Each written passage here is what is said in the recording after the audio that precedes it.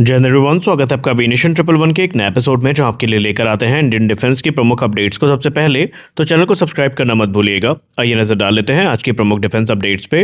Israel की रक्षा company Rafael advanced defence system Bharat में Iron Dome air defence system की तामिर इंटरसेप्टर मिसाइल का उत्पादन शुरू करने पर विचार कर रही है। ये कदम केवल कम लागत पर उत्पादन करने के लिए नहीं, बल्कि कई रणनीतिक कारणों से महत्वपूर्ण माना जा रहा है।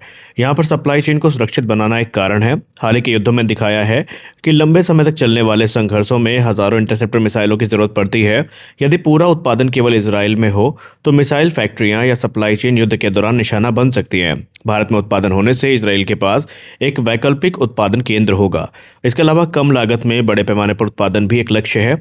भारत में श्रम और निर्माण लागत कम है और भारत के पास विकसित रक्षा औद्योगिक आधार, मशीनिंग, इलेक्ट्रॉनिक्स, रॉकेट मोटर और कंपोजिट मटेरियल की क्षमता भी है। इससे तामिर मिसाइलों का बड़े पैमाने पर उत्पादन सस्ता हो सकेगा। भारतीय सेना ने एक ऐसी लॉन्ग रेंज लोइटरिंग म्यूनिशन की आवश्यकता रखी है जो पारंपरिक कामिकाजी ड्रोन और क्रूज मिसाइल के बीच की दूरी को लगभग खत्म कर सकती है। यह नई प्रणाली भविष्य के युद्ध क्षेत्र की आवश्यकताओं को ध्यान में रखकर बनाई जा रही है। अगर हम मुख्य स्पेसिफिकेशन की बात करें तो भारतीय सेना ने 500 से लेकर 1000 किलोमीटर रेंज वाले लॉन्ग रेंज लोइटरिंग म्यूनिशन का जो अभी रिक्वायरमेंट है वो दिखाया है। इसकी न्यूनतम क्रूज स्पीड 400 किलोमीटर प्रति घंटे होनी चाहिए और यह आवश्यकता पारंपरिक प्रोपेलर इंजन वाली ड्रोन जैसे कि शायद 136 है, इससे कहीं ज़्यादा उन्नत है। इसका उद्देश्य आधुनिक air defence system, electronic warfare और जैमिंग से बचते हुए जो एनिमी की डीप टेरिटरी पर अटैक है वो करना हो सकता है। अब ये ज़रूरी क्यों है? यूक्रेन और मध्य पूर्व के साथ साथ जो हमने हाल ही के युद्ध देखे हैं उसमें हमने ये देखा है कि जो धीमे ड्रोन हैं वो आधुनिक एयर डिफेंस सिस्टम द्वारा आसानी से रोके जा सकते हैं। इसीलिए भारतीय सेना अब तेज और जेट इंजन वाले लोइटरिंग म्यूनिशन चाहती है जो कम समय में लक्ष्य तक पहुंच सकें और इससे पहले एनिमी उनको लेकर रिएक्ट करे, वो एनिमी टारगेट को डिस्ट्रॉय कर दें। हालांकि इस पर हम बहुत जल्दी एक डिटेल रिपोर्ट आपके पास रखेंगे। मीडिया रिपोर्ट्स की बात माने तो इंडोनेशिया के बाद अब सऊदी अरेबिया भी भारत की स्वदेशी अस्त्र mark 1 beyond visual range missile, जो एयर टू एयर मिसाइल है बेसिकली, इस पर रुचि दिखा रहा है। बताया गया है रिपोर्ट्स में कि रॉयल सऊदी एयरफोर्स अपने F-15S और F-15SA लड़ाकू विमानों पर अस्त्र मार्क 1 के उपयोग की संभावना का अध्ययन कर रही है।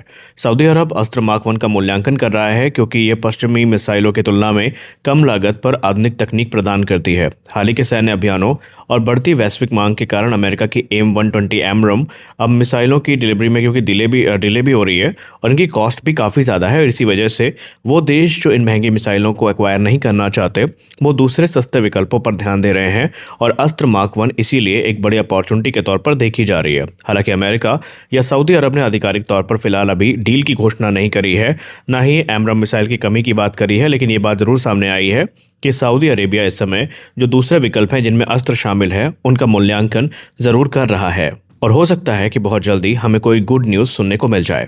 भारत के स्वदेशी नेत्र मार्क 1 एवैक कार्यक्रम में एक महत्वपूर्ण उपलब्धि हासिल होने की बात सामने आई है, जहां पर पूर्व डीआरडीओ प्रमुख ने यह पुष्टि की है कि एक नेत्र मार्क 1 एवैक विमान अब गैलियम नाइट्राइड आधारित एसा रेडार के साथ उड़ान भर रहा है और उसे फाइनल ऑपरेशनल क्लियरेंस, जिसको हम FOC कहते हैं, ये भी मिल चुकी है। नेत्र मार्क 1 की बात करें तो नेत्र मार्क 1 का पहला विमान अब गैलियम नाइट्राइड एसा रेडार से लैश होकर पूरी तरीके से ऑपरेशनल हो चुका है।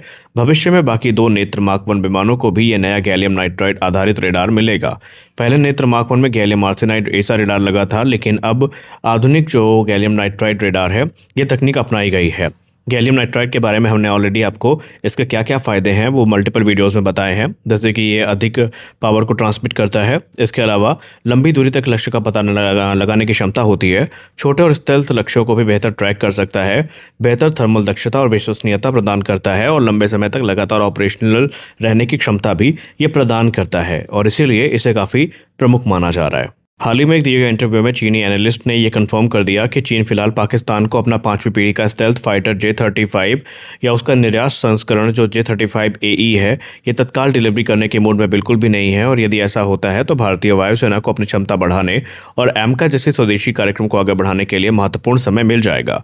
हालांकि ये ध्यान रखना जरूरी है कि ये जो अभी बातचीत सामने आ रही है ये सिर्फ मीडिया के गलियारों तक सीमित है। चीन ने आधिकारिक तौर पर इसकी पुष्टि नहीं करी है, लेकिन यदि ऐसा होता है है तो फिर भारत को एक बड़ा मौका मिलेगा कि वो अपने इंडिजिनस ऑप्शन को मैच्योर कर सकते हैं। हालांकि एक्सपर्ट्स मानते हैं कि भारत को चीन की बातों पर ओवर कॉन्फिडेंट नहीं होना चाहिए और हमारे जो भी प्रोक्योरमेंट प्रोग्राम है वो गंभीरता के साथ आगे बढ़ने चाहिए।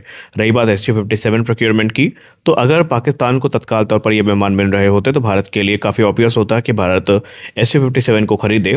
लेकिन अगर चीन इस समय अपनी ज़रूरतों को पूरा कर रहा है और पाकिस्तान को विमान एक्सपोर्ट नहीं कर रहा है तो भारत को भी सोच समझ कर निर्णय लेने चाहिए। अब देखते हैं कि SU-57 का भविष्य क्या होता है, क्योंकि SU-57 ही वो विमान है जो इस समय सबसे ज़्यादा चर्चा में है और भारतीय वायुसेना को लेकर कहा जाता है कि वो इस विमान को खरीदने के लिए काफ़ी इच्छुक भी हैं। तो आज के इस वीडियो में बस इतना ही।